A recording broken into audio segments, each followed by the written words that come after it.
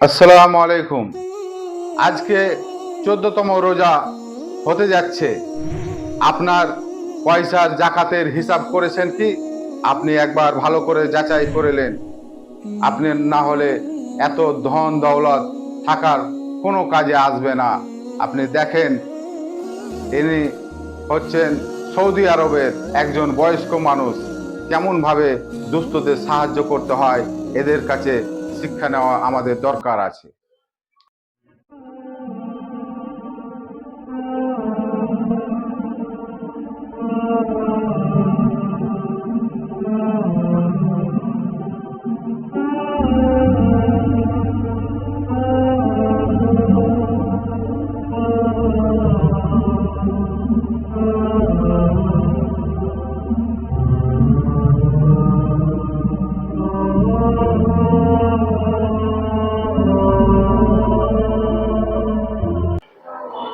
আপনার কাছে মিনিমাম 7 ভরি সোনার ওপরে টাকা থাকলেই, ধন দৌলত থাকলে আপনাকে কিন্তু রীতিমতো জাকাত দিতে হবে।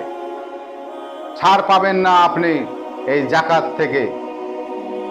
2.5% তার জাকাত আপনাকে গণনা করে দুস্থ মানুষদের, এতিমদের, মিসকিনদের মাদ্রাসায় আপনাকে দান করতে হবে।